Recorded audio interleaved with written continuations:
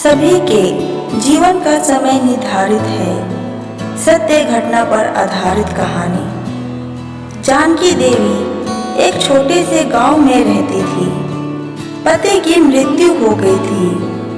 उनकी 6 बेटियां थी, बेटे नहीं थे। गांव में वह खेती करके अपना गुजारा करती थी। जानकी देवी के ऊपर बहुत बड़ी जिम्मेदारी थी, 6 बेटियों की शादी करना। जानकी देवी अकेली थी, इसलिए ये जिम्मेदारी बहुत बड़ी थी। खैर, जैसे तैसे उन्होंने यह जिम्मेदारी से भी मुक्ति हो गई। अकेली होने के बावजूद भी उन्होंने अपनी बेटियों की शादी अच्छे घर में किए थे, जहां उनकी बेटियां अपने अपने ससुराल में बहुत खुश थी। या फिर यूं कहें कि जानकी देवी अपनी बेटियों को ऐसे संस्कार दिए थे कि कोई दिक्कत भी होती तो हंसकर सहती, कोई भी शिकायत नहीं करती थी। जानकी देवी की उम्र ढल चुकी थी, उनसे कोई काम भी नहीं होता था। खेती तो बहुत दूर की बात है। वह अब अपने लिए खाना बनाने में भी असमर्थ थी। जानकी देवी की बेटियों से उनकी हालत नहीं देखी जा रही थी।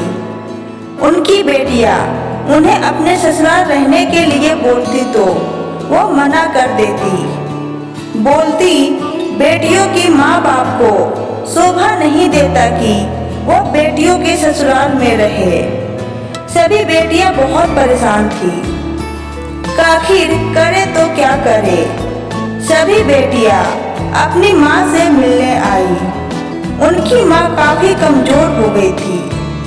ऐसा ही रहा तो वो ऐसे ही तड़प कर मर जाएगी।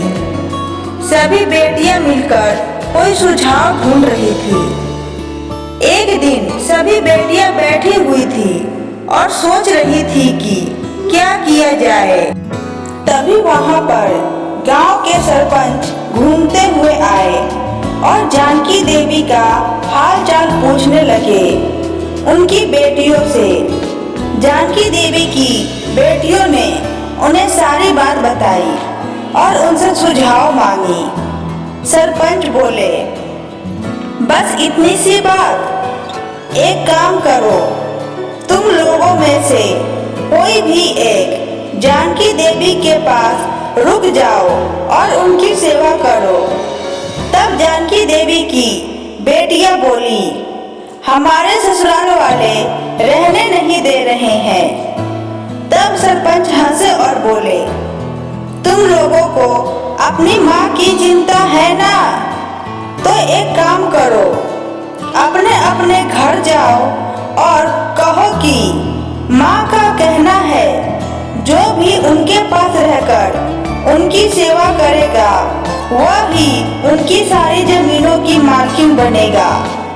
जानकी देवी के पास जमीन बहुत है, तो जमीन की लालच में आकर तुम 6 में से किसी का परिवार तो रहने की इजाजत देगा। जानकी देवी की सभी बेटियां ठीक वैसे ही कहीं अपने अपने ससुराल वालों से। सभी के ससुराल वाले तैयार हो गए जमीन की लालच में आकर। फिर सभी अपने अपने परिवार के साथ अपनी माँ जानकी के घर पहुंची और वहां पर सरपंच जी को बुलाकर सारी बात बताई। फिर सरपंच जी ने कहा, जानकी देवी की छोटी बेटी उनके पास रहकर उनकी सेवा करेगी और उनकी सारी जमीनों की मालकिन बनेगी। बाकी 5 के ससुराल वाले बोले, ऐसा क्यों, हमारी बहुएं क्यों नहीं। तब सरपंच जी बोले, वह इसलिए क्योंकि बाकी की 5 बेटियों की परिस्थिति काफी अच्छी है। छोटी बेटी के मुताबिक वह गरीब है, उसके ससुराल वालों के पास तो कुछ है ही नहीं। दूसरों का काम करते हैं और अपना पेट पालते हैं। अगर उनकी छोटी बेटी यहाँ रहेगी तो उसका गुजारा भी अच्छे से होगा और जानकी देवी की सेवा पानी भी हो जाएगी। सभी तैयार हो जाते हैं। जानकी देवी की छोटी बेटी और उसका पति जानकी देवी के पास रहने लगे। वह अब खेती भी संभाल रहे थे और जानकी देवी की सेवा भी कर रहे थे। ऐसे ही सब सही से चल रहा था। देखते देखते 5 साल बीत गए।